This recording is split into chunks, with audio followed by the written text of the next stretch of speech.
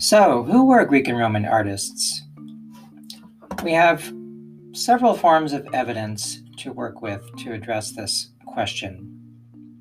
First of all, we have the signatures, so to speak, from sculptures, paintings, sometimes even buildings. In this floor mosaic from Pompeii, an artist has signed the mosaic in the upper left corner. The text in Greek reads, Dioscorides of Samos made this.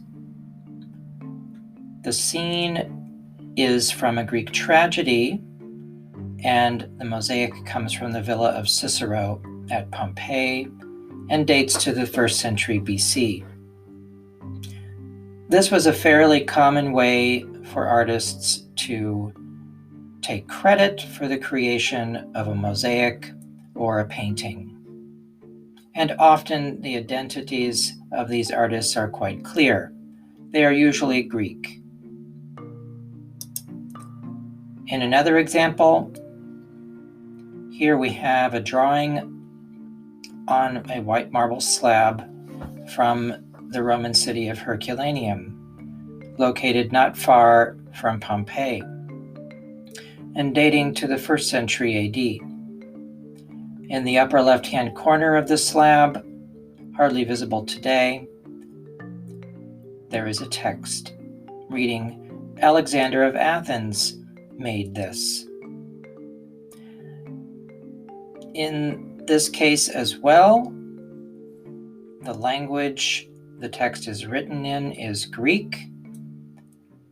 The content of the inscription also indicates the Greek identity of the artist.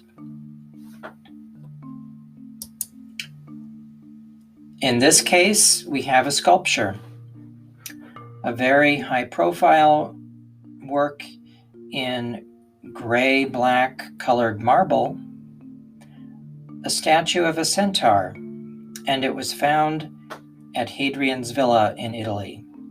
Hadrian was a famous Roman emperor of the 2nd century AD. He had the power, the wherewithal, and the funding to hire the empire's best skilled artists, painters, sculptors, architects, to create nearly anything that he desired. In this case, there is a text on both sides of this statue base.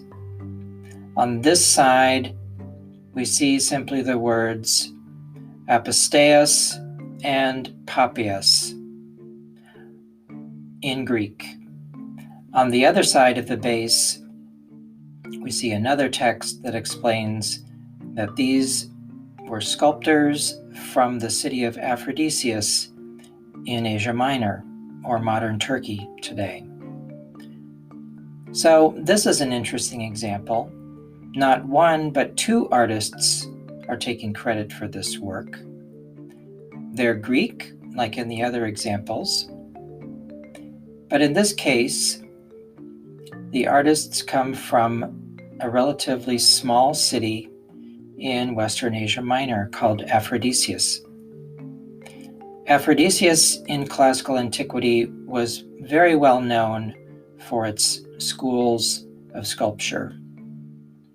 And a number of signatures like these appear on statues that have been found in the city of Rome, Hadrian's Villa, and other sites in the central Roman Empire.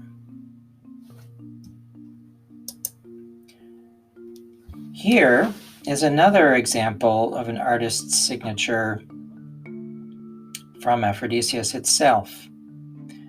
This is the plinth of a statue, and only the 2 feet of the statue survive today. The inscription in Greek says, Apelles and Koblanos made this. So here's another example where 2, not just 1 artist, takes credit for a work of art.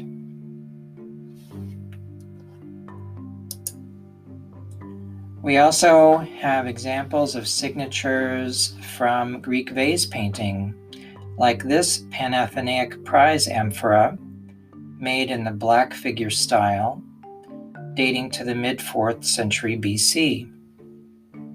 It's signed by the artist Nicodemus along the right side of the vertical ornament that you see in the right part of the slide. So here's another case where Greek artists are signing their wares. Greek vase paintings were frequently signed by the artists who made them. Sometimes the artists distinguish between the potter and the painter. The potter is the person who is responsible for crafting the pot itself, and then the painter, the person who was responsible for decorating the pot. Now, thus far, we've looked at only examples of Greek artists. We have some evidence for Roman signatures as well. That is, artists who were obviously from Italy or from other parts of the Western Roman Empire and not likely to be Greek-speaking. So this is an example of a statue where we have the name of a sculptor with a very Roman-sounding name, Gaius Livius Rufus. And although the name is abbreviated and admittedly difficult to see in the photograph, we know this is the case. This is a statue from the Forum of Augustus in the center of Rome, one of the most high-profile, prestigious sites for displays of sculpture and architecture in the entire Roman world. The statue itself is very Greek. It's a copy of a caryatid from the Athenian Acropolis in Greece. But this is an interesting case where obviously a Roman sculptor was involved in the creation of a statue. We don't have a whole lot of evidence like this, but it's important not to forget, because usually in the literature on Greek and Roman art, Greek artists are emphasized. Moving on to the subject of the social status of artists, we have quite a lot of evidence to suggest that, for the most part, painters, sculptors, and architects and other kinds of artists were of low status in Greek and Roman society. In this example, we have a grave marker for a painter by the name of Antiochus. The grave marker simply states 3 words: Antiochus Libertus Pictor, giving us all of the information we need to know about him. His name was Antiochus. This is a Syrian Greek name. He was a freed slave. That's what the term libertus means.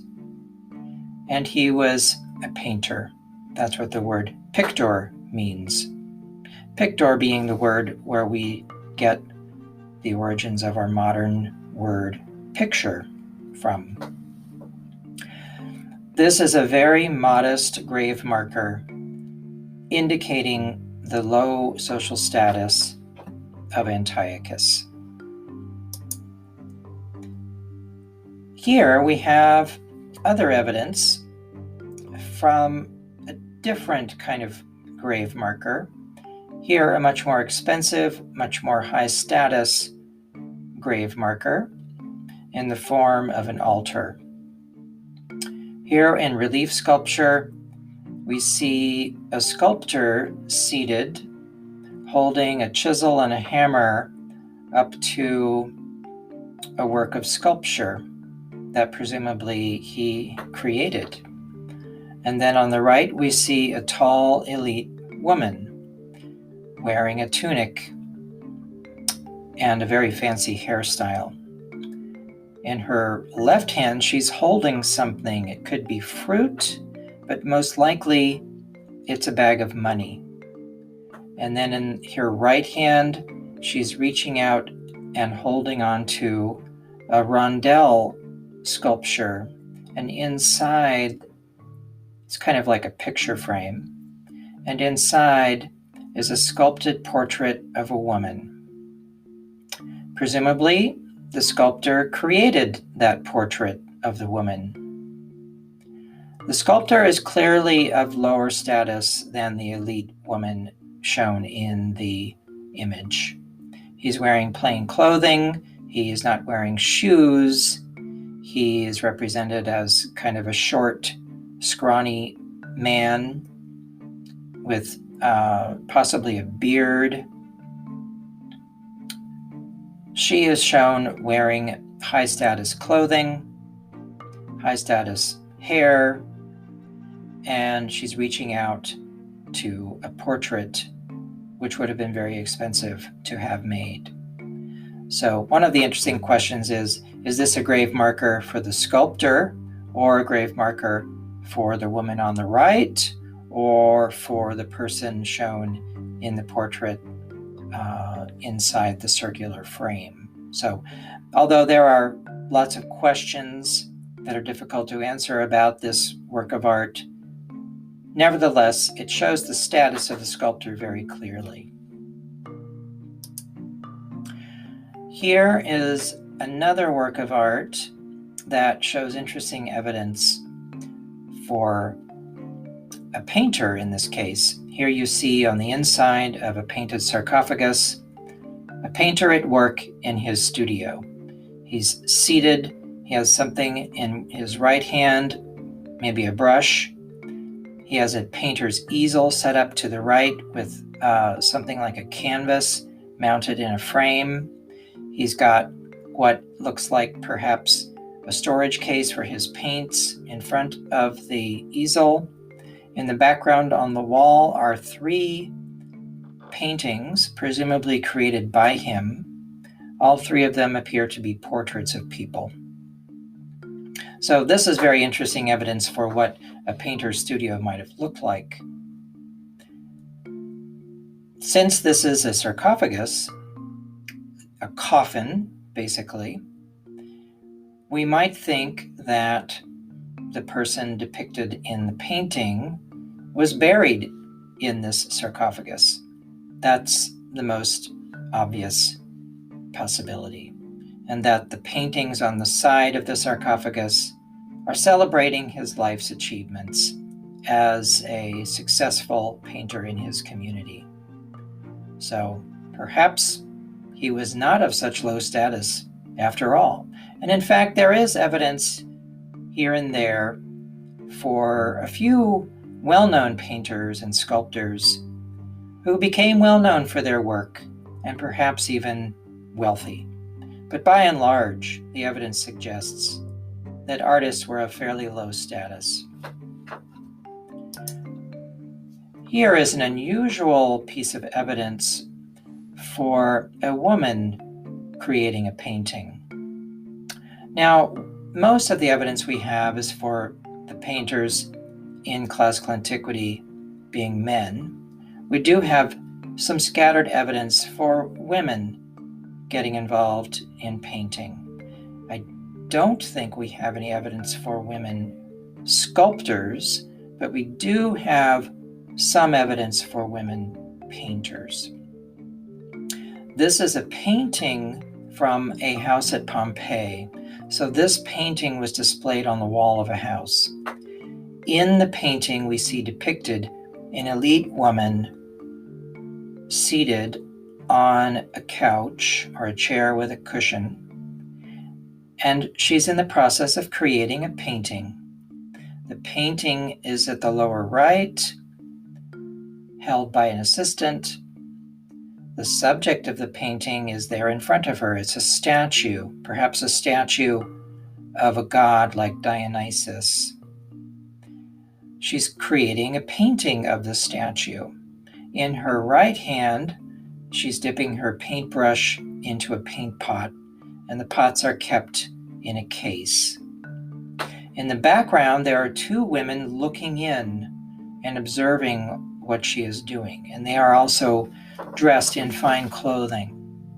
So this is an example, an interesting example of an elite Roman woman engaged in the hobby of painting. Most likely, she was not doing painting to support herself in life. Most likely, she's doing painting because she enjoyed doing it. And that's what is being commemorated in this painting that was displayed in perhaps her house.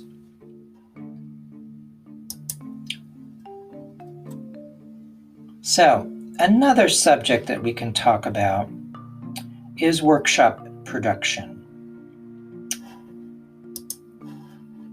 Wall paintings and sculptures that survive from classical antiquity give us the impression that artists such as vase painters, wall painters, panel painting painters, sculptors, even architects, they all worked from models, from patterns, from previous works. They would typically be asked by a patron for a work, such as a mythological scene, for the decoration of a house, or a statue for the decoration of a garden. And then a sculptor or a painter would then consider what the options are for those kinds of works. And they would refer to previous works for their inspiration. And we know this was happening from the proliferation of very similar images in painting after painting after painting, or sculpture after sculpture after sculpture. And in this case, it's the myth of Narcissus in 4 paintings, all from different houses at Pompeii. And while there are variations in each of these about what is exactly depicted, I think you'll agree that the same idea is depicted in each painting. The same posture for Narcissus is used in each painting. In every case, one arm is resting on a rock or a landscape element.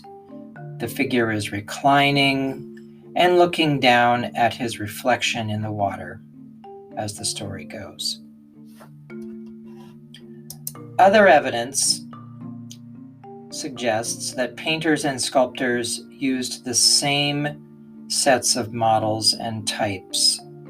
And so in this instance, we have the famous story of the 3 Graces, as depicted in 2 paintings and as depicted in a work of sculpture. All 3 are almost identical to one another, suggesting that painters and sculptors had common patterns and types that they worked from. Not that they were uncreative or not innovative. Artists in classical antiquity could be very, very creative and very innovative. But for the most part, artists such as sculptors, painters, and even architects, they worked from precedent. They worked from models and types. Moving on to our final subject, division of labor. Artists took on particular roles in their work, and we know that multiple roles were required to create works of sculpture, works of painting, works of architecture. Okay? A number of terms have come down to us from our ancient sources. Pictor imaginarius, pictor parietarius. Okay? Those 2 terms mean 2 different things. A pictor imaginarius was a painter of figures. A pictor parietarius was a painter of the background imagery, around which figures were painted. A pictor was just a generic name for a painter, but we know that there were different kinds of painters, and different kinds of potters, and different kinds of sculptors. The more highly skilled artists were in charge of creating the more visually prominent or more visually important parts of works of art. Okay? So sometimes in sculptures, one person would be in charge of carving the body, the clothing, and any kind of background imagery. And then another sculptor would be in charge of carving the head, the hands, the feet, the more difficult parts of the composition. There's lots and lots of evidence for this from painting and sculpture. This is a painting from Pompeii, a very famous painting of Aphrodite on the half shell, featuring two cupids to the sides. Notice the very stark differences in the quality of the painting in comparing the bodies of the figures to their heads. The bodies are simply represented and maybe even a little awkwardly represented. Look at the positions of the legs of Aphrodite, for instance, whereas the heads are very carefully painted, very carefully represented in every detail. And so this is a case where obviously the painters of lower skill were in charge of creating the background imagery and the bodies of the three figures. And then one more painter, or maybe more, skillful painters came in and finished the work by painting the heads of the three figures. So this is another example of the division of labor in Greek and Roman art. Thank you very much.